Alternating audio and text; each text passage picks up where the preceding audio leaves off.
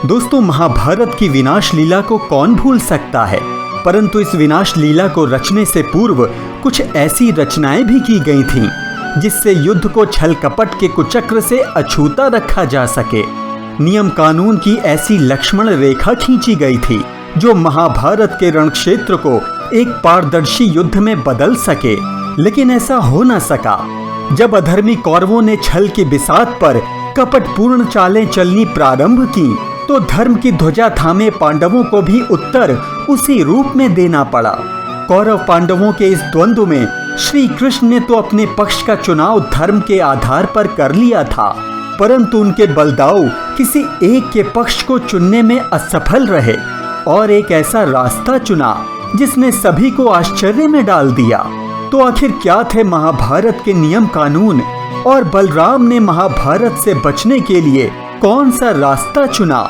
ये सुनाने से पूर्व मेरे सभी दोस्तों को नमस्कार और बड़े बुजुर्गों को चरण स्पर्श। आप सभी से विनती है कि अगर वीडियो अच्छा लगे तो लाइक, शेयर और बेल आइकन दबाकर चैनल को सब्सक्राइब अवश्य कीजिएगा ताकि आपके प्यार के बीच हमारा हौसला बना रहे। तो दोस्तों, चलते हैं आज की गाथा की ओर। सबसे पहले ये जानते हैं कि आखिर पांडवों और कौरवों ने महायुद्ध के लिए अपना डेरा कहाँ डाला था।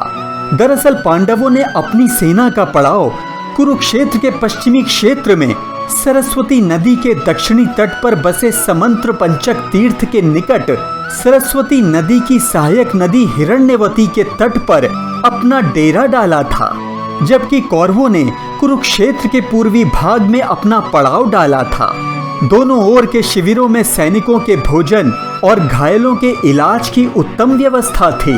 हाथी, घोड़े और रथों की अलग से व्यवस्था की गई थी। हजारों शिविरों में से प्रत्येक शिविर में काफी अधिक मात्रा में खाद्य सामग्री, अस्त्र शस्त्र, यंत्रों के अलावा कई वैद्य और शिल्पी वेतन पर रखे गए थे। ये तो थी व्यवस्था।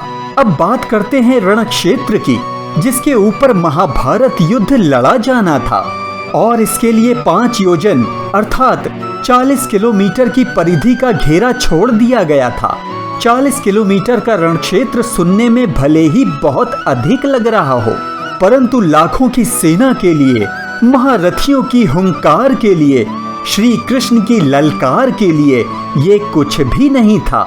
परंतु महाभारत कौरवों पांडवों के लिए बहुत कुछ था। ये धर्म युद्ध था जो अधर्म की कुटिल चालों में जकड़ा हुआ था, परंतु इसे पारदर्शी बनाने के लिए नियम कानून भी तय किए गए थे। भीष्म पितामह की सलाह पर दोनों दलों ने बैठकर युद्ध के नियम तैयार किए थे और उन नियमों के अनुसार प्रतिदिन युद्ध सूर्योदय से लेकर सूर्यास्त के बीच ही लड़ा जाएगा। सूर्यास्त के बाद कोई युद्ध नहीं होगा। युद्ध के पश्चात दोनों दल छल कपट छोड़कर एक दूसरे के साथ अच्छा व्यवहार करेंगे। रथी रथी से, हाथी सवार सैनिक दूसरे हाथी सवार सैनिक से और पैदल सैनिक दूसरे पैदल सैनिक से युद्ध लड़ेगा। एक योद्धा के साथ एक ही योद्धा लड़ेगा। भय से भागते हुए या शरण में आए हुए सैनिकों पर अस्त्र शस्त्र से प्रहार नहीं किया जाएगा। जो वीर निहत्था हो जाएगा उस पर कोई अस्त्र नहीं उठाएगा। युद्ध में सेवक का कार्य करने वालों पर कोई अस्त्र नहीं उठाएगा।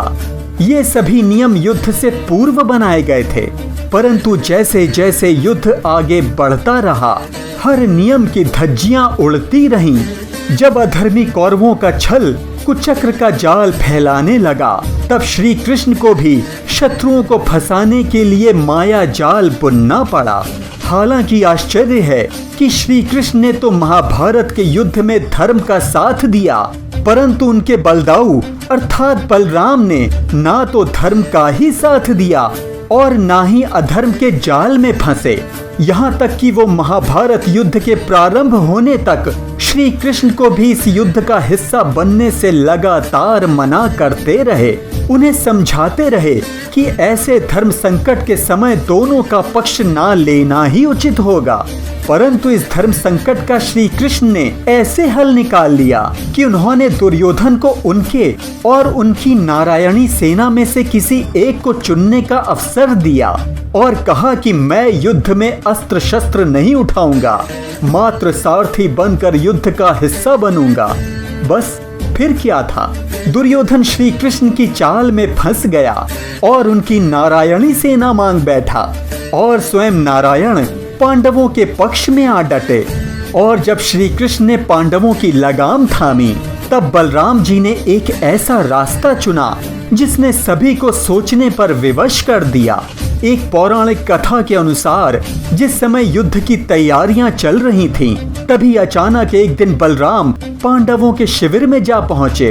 दाऊ भैया को देखकर श्री कृष्ण युधिष्ठिर सहित अन्य पांडव अति प्रसन्न हुए। उन्हें लगा जैसे बलदाऊ भी अब पांडवों का साथ देने आ पहुंचे हैं, परंतु उनकी सोच तब मिथ्या सिद्ध हुई जब बलराम ने युधिष्ठिर से कहा कि मैंने न जाने कितनी बार कृष्ण को समझाया कि हमारे लिए पांडव और कौरव दोनों समान हैं। दोनों अगर मूर्खता करने पर उतारू हैं तो हमें बीच में नहीं पड़ना चाहिए, मगर कृष्ण ने मेरी एक नहीं सुनी। कृष्ण को अर्जुन से इतना स्नेह है कि वो कौरवों के विपक्ष में है और मैं कृष्ण के विपक्ष में जा नहीं सकता। भीम और दुर्योधन दोनों ने ही मुझसे गदा सीखी है, दोनों ही मेरे शिष्य हैं और स्नेह के भागी हैं, इसलिए मेरा इस समय तीर्थ यात्रा पर जाना ही उचित होगा। और इसके पश्चात बलराम द्वारका वापस लौटे और वहां से 17 दिनों की तीर्थ यात्रा पर निकल गए। और जब महाभारत के अंतिम दिन भीम दुर्योधन की जांघ पर वार करके उसे तोड़ देते हैं, तब अंतिम क्षणों में पहुंचे बलराम भीम के इस कृत्य को नियम के विपरीत बताते हैं और उनकी कड़ी आलोचना करते हैं। परंतु उन्हें क्या पता कि उनकी अनुपस्थिति में कौरवों ने नियमों की कितनी धज्जियां उड़ाई थीं। तो दोस्तों, ये थी आज की गाथा। अगर आज का वीडियो अच्छा लगा तो लाइक, शेयर और बेल आइकन दबाकर चैनल को सब्सक्राइब अवश्य कीजिएगा। जय श्री कृष्ण।